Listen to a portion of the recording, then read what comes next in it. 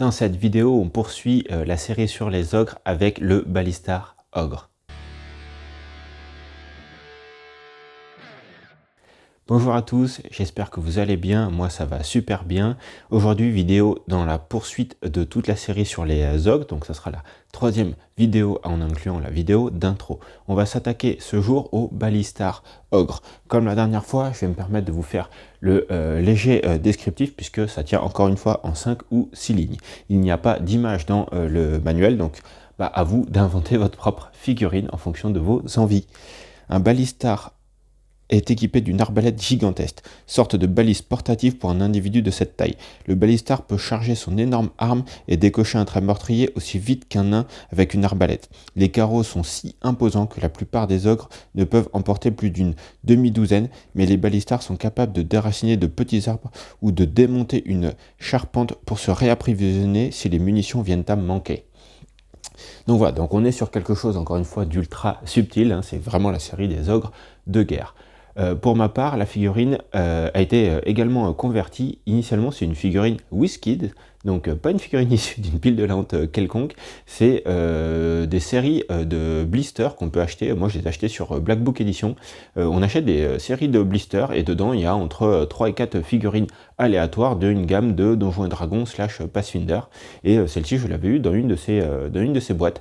Voilà, c'était avant que l'impression 3D, notamment résine, prenne son essor. Et j'avais commencé à me faire un petit bestiaire comme ça à coup de boîte WizKid dans les années 2015-2018, je dirais 2019, puisqu'en 2020 j'ai eu ma première imprimante résine.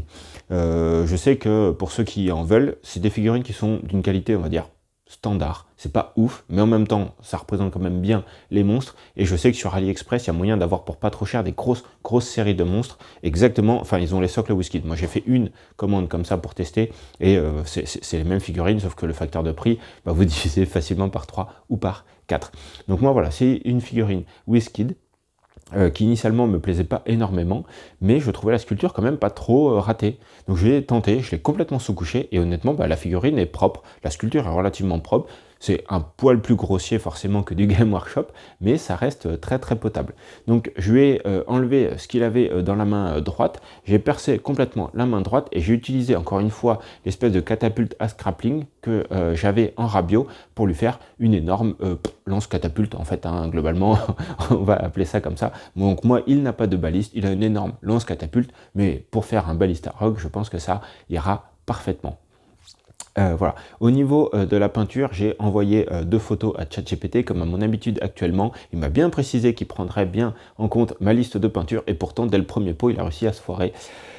Donc bon, intelligence artificielle, mais bêtise artificielle également. Bref, le schéma reste très cohérent, c'est juste que le premier pot, je ne l'ai pas. Je suis parti d'une peau assez sombre, donc j'ai fait 30% d'un marron, 70% de la peau la plus sombre que j'ai pour faire ma première couche de base.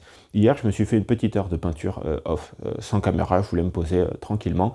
J'ai avancé donc toute cette peau sur laquelle j'ai mis 2 couches. J'ai avancé le crâne au sol. Et également, du coup, j'en ai profité pour faire tous les os sur la figurine. C'est pas hyper malin parce qu'en fait, il y a des couches qui vont être très chiantes à accéder maintenant que l'os est fait, mais c'est pas très grave. Au pire, je repasserai si je déborde. J'ai bien avancé sur le socle. J'ai fait mon lavis Seraphim Sepia. J'ai repris, j'avais une espèce de jambe pourrie. J'ai rempli cette jambe et puis j'avais fait toute une carcasse aussi comment il s'appelle ces figurines de la cour des manchères là. Voilà, j'avais des carcasses en plus de grosses goules, je ne sais plus comment elles s'appellent. Donc voilà, j'ai repris la couleur os et la couleur chair de cette partie-là, ainsi que mes lianes. Donc voilà globalement où on en est. On va se focaliser sur l'atelier et faire la peinture ensemble de la suite. Comme à mon habitude, quand je commence la peinture d'une figurine, la quasi-totalité du temps, je fais le socle en premier. Je ne sais pas pourquoi, c'est une habitude que j'ai prise et globalement j'aime bien ça. Pourquoi ça? Parce que je pense que c'est les dernières techniques où j'utilise encore des lavis et beaucoup de brossage à sec. Et c'est vrai que vu que c'est relativement salissant, je me dis qu'une fois que c'est fait, après je peux m'attaquer au reste. Donc là, la couleur du socle était déjà faite, donc j'ai commencé bien sûr par mon lavis. Je l'ai laissé sécher. Une fois séché, j'ai commencé par faire les plus grandes zones. Donc j'ai commencé par faire ma peau morte de mémoire. J'avais collé une espèce de jambe morte devant, puis à l'arrière j'ai tout le dos d'une grosse goule là. Donc j'ai commencé par faire cette chair un peu morte. Pareil, le temps que ça sèche, j'ai repris tous mes os. Je voulais vraiment distinguer les deux. C'est là où ça va commencer à être un peu difficile. Parce que ce que je vous ai pas dit, c'est que globalement, cette figurine, elle est quasiment être un monochrome de marron avec un spectre assez large. Donc globalement, tout va tirer plus ou moins proche, tout ce qui est marron, un peu forêt, parce que je l'imagine bien comme un peu un trappeur de la forêt. Donc une fois que ça séché, j'ai fait tous mes cailloux. Là aussi, j'ai pas fait de la vie pour une fois, justement parce que j'ai des problèmes de temps de séchage. Donc j'ai fait tous mes cailloux et ensuite j'ai itéré comme ça. Première couche, deuxième couche, troisième couche pour remonter un peu en éclaircissement. Il me restait plus que les lianes, après que j'ai fait pareil en vert avec 3 couches d'éclaircissement. Globalement, voilà, un socle comme ça, honnêtement, moi je les trouve jolis, j'ai beaucoup de texture. Globalement, là, j'ai le sol, donc du sable, de la terre, on va dire, de la roche. J'ai une jambe morte, j'ai des os, j'ai une espèce de carapace de goule, donc d'horreur des cryptes, et j'ai des lianes. Donc ça fait déjà 6 ou 7 éléments avant même d'avoir mis les pigments et les touffes d'herbe. Et je pense honnêtement que c'est ce qu'il faut pour un socle. Il faut au moins 3, 4, 5, 6 éléments pour commencer à le rendre un peu vivant. Et c'est un peu le secret des jolis socles. Ils ne sont pas forcément ultra travaillés, ça va hyper vite à faire. Mais il y a beaucoup de choses et ça rend les choses un peu cohérentes. Une fois que j'ai fait ça, je me suis posé et j'ai commencé par faire toutes mes couches de base. Je ne les ai pas filmées parce qu'honnêtement, il n'y avait rien d'hyper intéressant, puisque globalement, j'enchaîne des marrons. La seule chose que j'aurais peut-être pu filmer, c'est la peau. Je suis parti du coup d'une couleur peau assez foncée. J'ai rajouté 30% déjà de marron dedans pour faire vraiment une peau très foncée.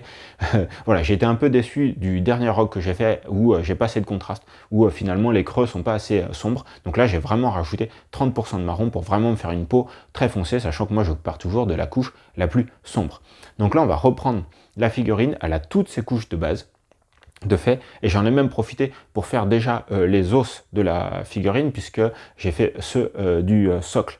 Donc là, je me retrouve avec une figurine avec des couches de base partout, les os terminés. Donc là, je pense que je vais commencer par reprendre tous les éclaircissements en commençant par la peau. Pourquoi par la peau? Parce que c'est la couche la plus en profondeur. On se met à l'atelier, on va commencer ça ensemble. Nous voilà donc à l'étape la plus importante, c'est-à-dire commencer à faire les éclaircissements sur toutes les textures de l'ogre. J'ai commencé par la peau comme annoncé précédemment. Je suis reparti de ma couche de base que j'avais initialement assombrie avec du marron. Là, j'ai juste fait cette couche-là, puis je suis monté avec 2 autres éclaircissements. Honnêtement, voilà. Enfin une peau un peu plus riche, un peu plus ombrée par rapport à l'ogre précédent. J'en suis vachement plus content. Malgré ça, on va devoir mettre en lumière un peu tout le reste pour voir si la teinte est bonne. J'ai commencé par les bottes. Honnêtement, je ne savais pas trop comment les peindre. J'ai fait une sorte de botte en corde, en tissu. Bon, c'est pas la plus grande réussite. On n'attirera pas trop le regard vers celle dernière. Ensuite, je me suis attaqué à toutes les autres textures. Là, c'était un peu plus compliqué. J'ai commencé par faire toute la fourrure, et là pour le coup je suis reparti sur un lavis, vraiment pour ombrer mon marron, et ensuite de mémoire j'ai fait 2 brossages à sec gris. Alors pourquoi gris? Parce qu'en fait initialement j'étais parti sur une fourrure grise, et je sais pas pourquoi dans mon lancement, dans mon monochrome marron, j'étais parti sur un autre marron, donc je suis revenu petit à petit sur le gris mais sans trop l'appuyer. Ça fait une fourrure voilà, d'un vieux loup qui était en train de passer du marron au gris. Ensuite, après avoir fait cette fourrure, je me suis attaqué aux manches de l'arme. Bon, là, on va faire un bois. Donc, initialement, le bois est très sombre. J'ai commencé à le couper une première fois, puis une deuxième fois, puis une troisième fois. Et enfin, je fais toutes les arêtes avec une couleur extrêmement claire pour faire ressortir quelques nervures, quelques bois un peu frottés, un peu abîmés. Et enfin, je fais tout ce qu'il y a dans la catapulte. Donc là, j'avais commencé par passer un bronze. Je fais un premier brossage à sec avec du LED Belcher, donc un gris très foncé. Ensuite, je suis passé avec un cuivre. Voilà, donc là, j'en suis là, à ce moment-là. Ah oui, si, et j'ai ajouté quelques gouttes de rouille, donc du Nihilac Oxide à l'intérieur. Je vais voir si je reprends quelques éléments de cette énorme casserole, un par un ou pas, honnêtement.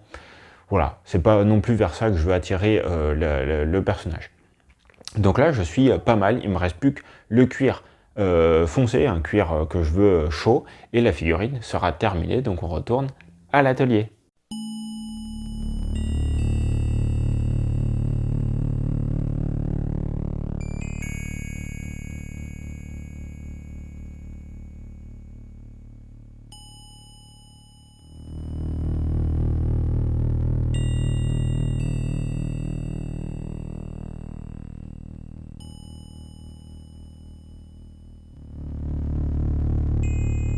Figurine terminée, je suis extrêmement content. Je vais pas vraiment compter combien de temps j'ai mis parce que j'étais pas hyper concentré. Globalement, ça m'a pris une petite après-midi entrecoupée. Quand je dis une petite après-midi, j'ai dû commencer vers 14h, 14h30, finir vers 17h. Donc à peu près 2h30 et j'étais pas hyper à fond. Donc les 2 heures que j'avais estimées n'étaient pas trop mal.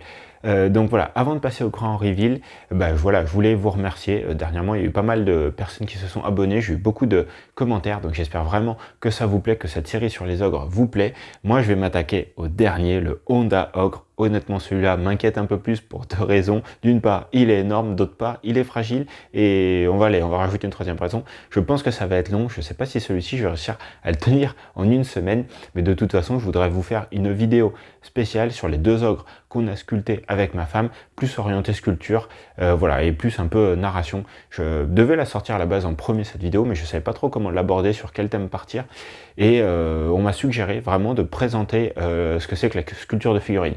Je ne suis pas sculpteur de figurines, mais j'ai eu une expérience hyper satisfaisante dans cette branche et je souhaiterais vous la présenter. Ouais, n'hésitez pas à me faire un retour en commentaire si ça vous intéresse et ce que vous voudriez voir dans cette vidéo. Il me reste un peu de temps avant de la tourner et surtout me faire un max de commentaires sur cette figurine. Donc à la base une figurine WizKid. C'est dommage, j'ai pas la photo juste avant de la sous-coucher, mais elle était vraiment horrible. Et là, honnêtement, j'obtiens un ogre qui est très correct et dont je suis très fier qu'il retrouve ma collection.